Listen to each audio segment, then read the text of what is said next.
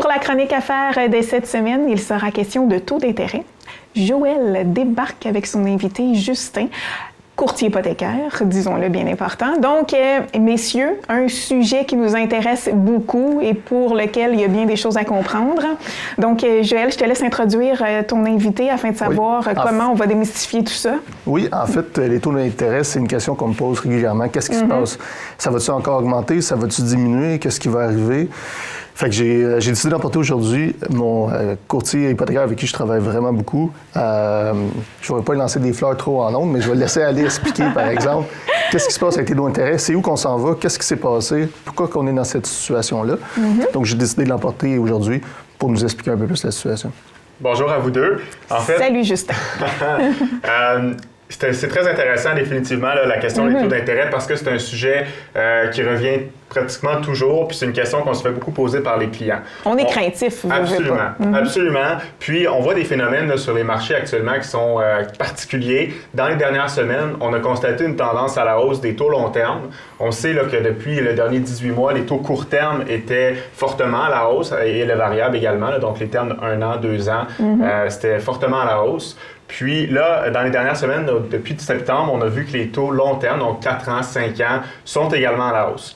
Évidemment, ça, c'est particulier parce que dans une économie standard, on remarque que le long terme est souvent plus haut, en fait, normalement plus haut que le court terme.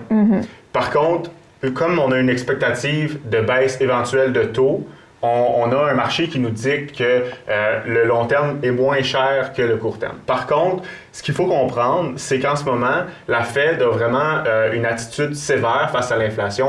On recherche la cible du retour vers le 2 % qui est très important là, pour les banques centrales. Donc, on a un discours qui nous porte à penser que les mesures de resserrement ou de hausse de taux vont être plus longues que ce qu'on avait anticipé initialement. Donc, ce que ça veut dire, c'est que les taux long terme s'ajustent à la hausse pour venir s'équilibrer. On n'est pas encore dans une situation standard où est-ce que le long terme est plus cher que le variable ou le court terme, ce qui est normal dans une situation économique courante. On a encore une courbe inversée, c'est-à-dire que les taux court terme sont plus élevés que ce qu'on voit à long terme. Mais tranquillement, pas vite, là, on tend vers l'équilibre. La question, ça va être de voir est-ce qu'on va se remettre en situation d'équilibre parfait ou on va tendre où il y a une récession qui va faire en sorte qu'on va avoir un rétablissement des taux court terme. Là, Justin, les taux, la Banque du Canada a statué le taux directeur à combien en ce moment? En ce moment, en fait, le taux directeur est à 5 %, puis on pourrait s'attendre à potentiellement une nouvelle hausse, dans le fond, à la prochaine annonce, soit 25 octobre ou le 6 décembre. Les économistes s'attendent à 1,25 %, probablement plus en décembre, mais évidemment, ça va dépendre de l'évolution de l'inflation. L'inflation, il faut le rappeler, on le mesure principalement par l'indice des prix à la consommation. Au Canada, sur un an, la dernière lecture du mois de septembre nous a donné 4 %. Donc, c'est beaucoup plus que le 2 % cible. Puis souvent, les gens se disent, pourquoi qu'on en fait autant? Pourquoi la Banque du Canada est aussi agressive sur sa politique monétaire pour justement ramener à 2 %? Les effets d'une inflation collante sont vraiment désastreuses sur une économie. Donc, c'est absolument ça qu'on cherche à éviter pour justement retomber dans une économie normale où est-ce que l'augmentation des prix suit un standard plus stable. Puis qu'est-ce que tu conseillerais dans cette situation-là, quelqu'un qui nous regarde en ce moment, qui a une maison, qui est due pour son renouvellement dans 2 semaines, est-ce que tu lui conseillerais d'aller sur un prêt à long terme de 30 ans? C'est quoi tu conseillerais en ce moment?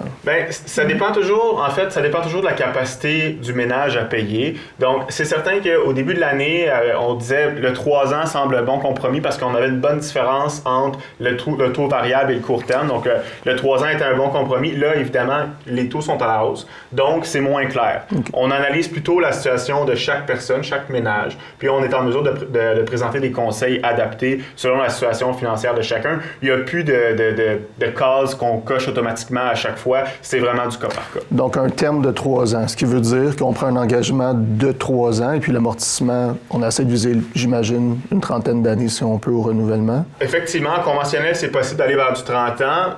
En assuré, lorsqu'on fait un achat, c'est 25 ans qui est le maximum.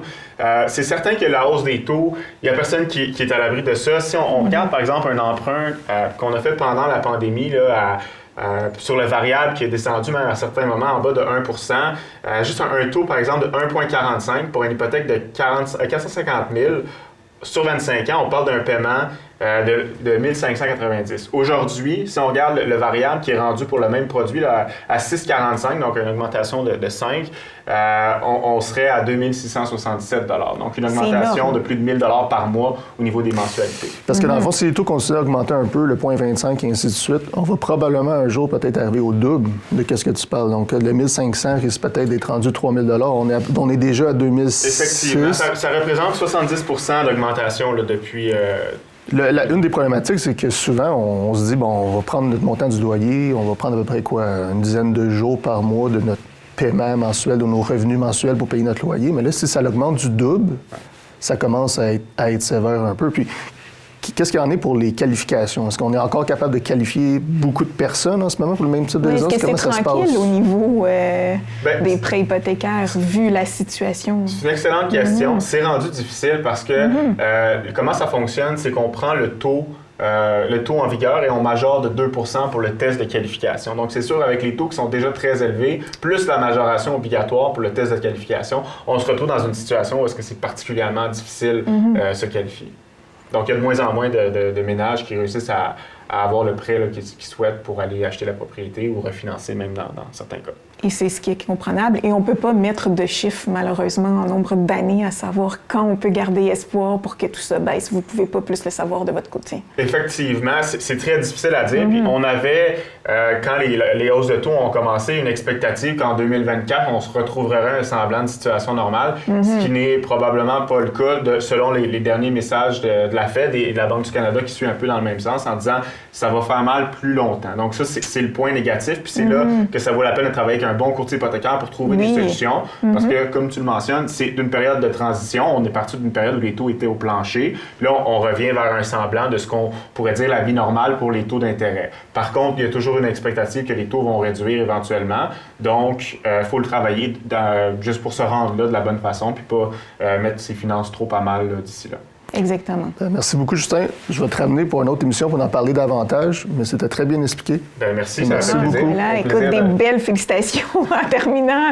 Bravo, c'est très clair. Puis, c'était un sujet nécessaire parce que combien de personnes sont craintives en ce moment.